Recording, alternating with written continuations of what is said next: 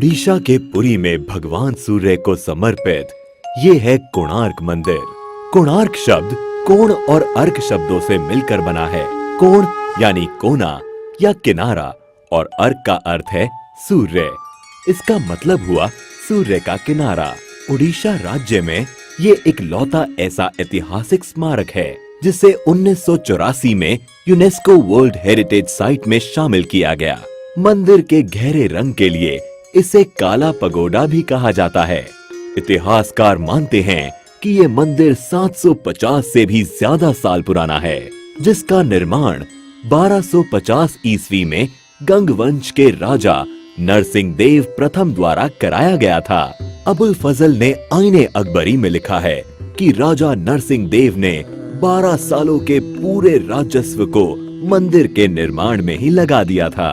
इस मंदिर को पूर्व दिशा की ओर ऐसे बनाया गया है कि सूरज की पहली किरण सीधे मंदिर के प्रवेश पर ही गिरती है। कलिंग शैली में निर्मित इस मंदिर की संरचना रथ के आकार की है। इस रथ में कुल 12 जोड़ी पहिए हैं। एक पहिए का डायामीटर लगभग 3 मीटर का है। ये पहिए मंदिर के मुख्य आकर्षण का केंद्र हैं, क्योंकि ये पहिए घड़ी की तरह समय बताने का काम करते हैं। इसलिए इन पहियों को धूप घड़ी भी कहा जाता है। इन पहियों को आप इंडियन करेंसीज पर भी देख सकते हैं। इसके साथ ही इस रथ में 7 घोड़े भी हैं, जिनको सप्ताह के 7 दिनों का प्रतीक माना जाता है। प्रवेश द्वार पर एक और चीज है जो सबका ध्यान आकर्षित करती है, और वो है द्वार के दोनों तरफ बनी ये मूर्तियां। इन मूर्तियों में सिंह के नीचे हाथी है और हाथी के नीचे मानव शरीर है। इन मूर्तियों के जरिए मानव जीवन की समस्याओं को अनोखे तरीके से पेश किया गया है। यहाँ सिंह गर्व का प्रतीक है, जबकि हाथी संपत्ति का।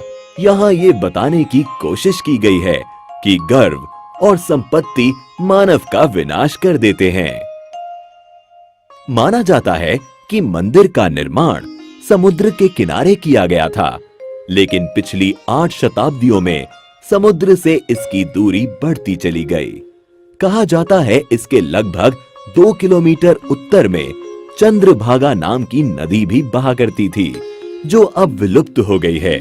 नदी के वहां होने को भी प्रमाणित किया जा चुका है। मंदिर से जुड़ी एक किंवदंती है कि इसके निर्माण में 1200 कुशल शिल्पियों ने 12 साल तक लगातार काम किया, लेकिन निर्माण कार्य को पूरा नहीं कर पाए। मुख्य आर्किटेक्ट बिसु मोहराना के बेटे धर्मपदा ने मंदिर के निर्माण को पूरा किया, लेकिन मंदिर के पूरा होने पर उसने चंद्रभागा नदी में कूदकर जान दे दी। कोणार्क मंदिर के बारे में एक रोचक तथ्य है कि मंदिर के पत्थरों को आपस में जोड़ने के लिए लोहे की चादरों और चुंबकों का इस्तेमाल किया गया था। साथ ही मुख्य मंदिर की चोटी में 52 टन चुंबकीय लोहे को भी लगाया गया था। इन विविध चुंबकों के अनोखे समायोजन के कारण से ही मंदिर में भगवान सूर्य की मूर्ति हवा में झूलती थी। बताया जाता है कि पुर्तगाली नाविकों ने इस चुंबक को मंदिर से निकाल लिया, क्योंकि इस चुंबक के कारण नौका चालन में कठिनाई होती थी। इस मंदिर के बारे में रविंद्रनाथ टैगोर ने कहा था, Here the language of stone surpasses the language of man। यहाँ आने के बाद ये कथन एकदम सही लगता है।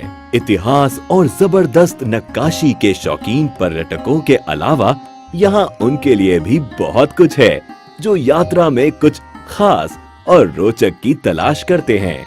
साथ ही आप चाहें तो यहाँ होने वाले कोणार्क डांस फेस्टिवल का भी लुत्फ दिसंबर के महीने में आकर उठा सकते हैं।